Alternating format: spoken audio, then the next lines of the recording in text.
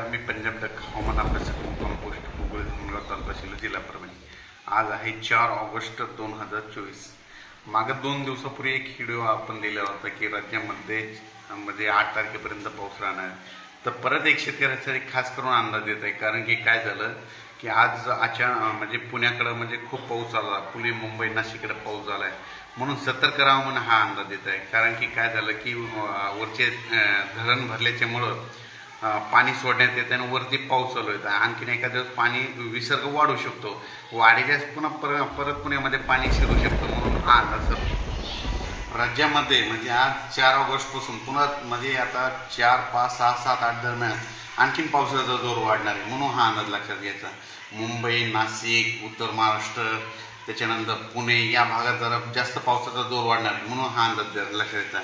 त्याच्यानंतर परत सर्व शेतकऱ्याला सांगू इच्छितो की राज्यामध्ये म्हणजे 5, 6, 7, 8 दरम्यान काय झालं की ह्या 5, 6, 7, 8 दरम्यान राज्यामध्ये परत आणखीन पाऊस पडणार आहे। म्हणजे कोणत्या भागात तर कुर्डवाडी, जत, सांगोला त्या भागात बऱ्याच ठिकाणी पाऊस कमी आहे। आता हा पाऊस तिकडल्या भागात देखील पडणार आहे, म्हणून ही एक त्यांच्यासाठी आनंदाची बातमी।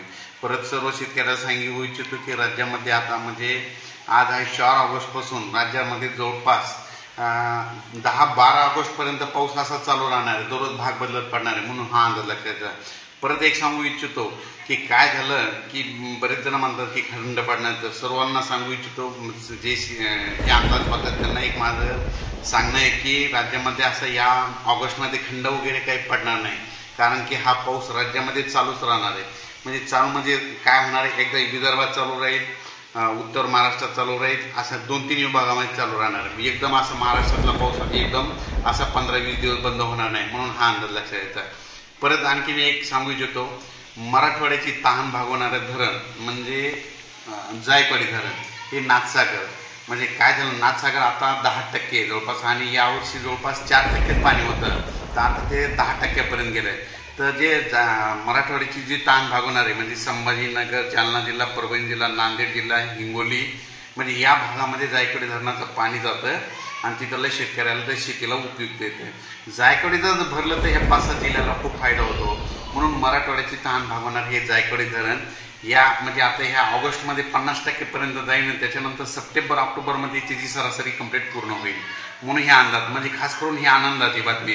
कारण की आता राज्यामध्ये पाऊस आता उत्तर महाराष्ट्राकडे वाढतच जाणार आहे। उत्तर महाराष्ट्रात पाऊस वाढला की तिथले धरणं जवळपास भरलेले, त्यांचं पाणी सोडावं लागणार आहे, त्याच्यामुळे ते पाणी जायकवाडीकडे येणार आहे, म्हणून ही मराठवाड्यातल्या शेतकऱ्यासाठी खूप आनंदाची बातमी। त्याच्यानंतर मांजरा धरण देखील म्हणजे यावर्षी सप्टेंबर ऑक्टोबर